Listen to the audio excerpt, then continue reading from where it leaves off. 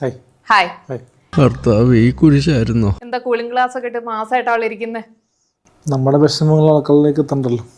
നീ വിഷമിക്കാണ്ടിരി. സാറിന്റെ ഇരട്ട പേര് തന്നെ മാടപ്രാവുന്നത്. മാടിന്റെ ശരീരവും പ്രാവിന്റെ മനസ്സും. വിഷമമുള്ളതുകൊണ്ടാണ് കൂളിംഗ് ഗ്ലാസ് വെച്ചിരിക്കുന്നത്.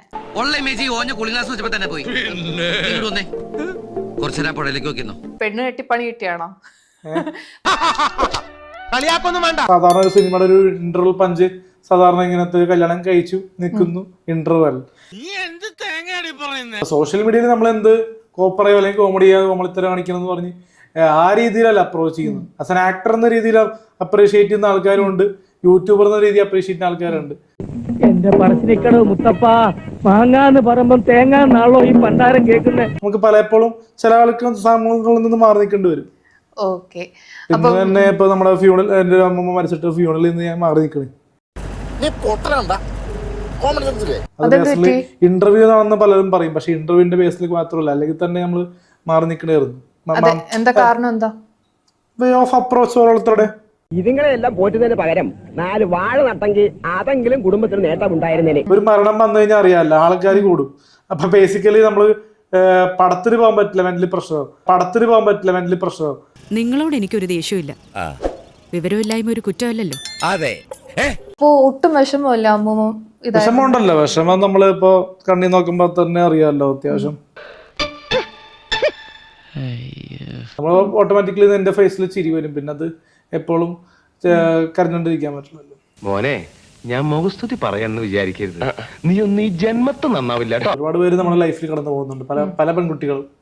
പിന്നെ പല ആൾക്കാരും ഇപ്പൊ പറയുന്നു, എന്റെ കൂടെ വർക്ക് ചെയ്യുന്ന നടിമാരോട് ഞാൻ അഡ്ജസ്റ്റ്മെന്റ് ചോദിച്ചു. കാര്യം സത്യമാണെങ്കിലും എനിക്ക് അംഗീകരിച്ചു കൊടുക്കാൻ പറ്റുമോ? ചേച്ചിയുടെ മൊത്തമൊക്കെ നമ്മള് ആ രീതിയിൽ വർത്താനം പറഞ്ഞ ചേച്ചിക്ക് ഇഷ്ടപ്പെട്ടില്ലെങ്കിൽ ഓ പറയും, ഇല്ലെങ്കിൽ ചേച്ചി കേസ് കൊടുക്കും, അല്ലേ?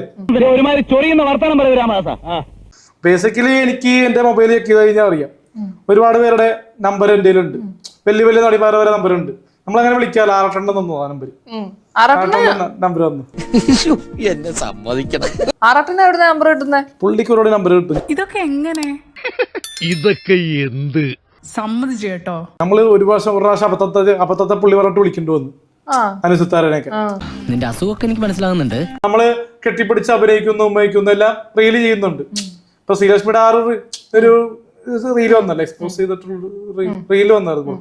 അപ്പൊ അത് കണ്ടപ്പോഴാണ് ഞാൻ ഒരു ഐഡിയ മനസ്സിലാക്കിയത്, അതേപോലത്തെ റീല് വേറെ രീതി ചെയ്താലാന്ന് ഓർത്തു. ഇതാകുമ്പോ കാക്കയുടെ വിശപ്പ് മാറും, പശുവിന്റെ കടിയും മാറും. ഒരുപാട് പേര് ശ്രീലക്ഷ്മിയുടെ ആ ഒരു ഫോട്ടോ റീല് കണ്ടപ്പോ പലരും എന്നോട് മെസ്സഞ്ചറിൽ വെച്ചിട്ട് നിന്റെ ഭാര്യ എന്താ അങ്ങനെ പോയെന്നൊക്കെ പറഞ്ഞ് മെസ്സേജ്. അത് ബേസിക്കലി എനിക്ക് വിഷമം വന്നായിരുന്നു ആ സമയത്ത്. എന്തിന്? അതിന് നിങ്ങള് ഭാര്യയും ഭർത്താവും അല്ല, പക്ഷെ അപ്പൊ ഇപ്പൊ നമ്മൾ പറയാൻ പറ്റുന്ന അതിന് നിങ്ങള് ഭാര്യയും ഭർത്താവും അല്ല, പക്ഷെ അതിലേക്ക് ഞാൻ വരാം. അത് കോട്ടപ്പള്ളിയുടെ തന്ത്രപരമായ ഒരു ഒഴിഞ്ഞു മാറ്റമാണ്. തൽക്കാലം ഇത്രയും മതി. വരട്ടെ.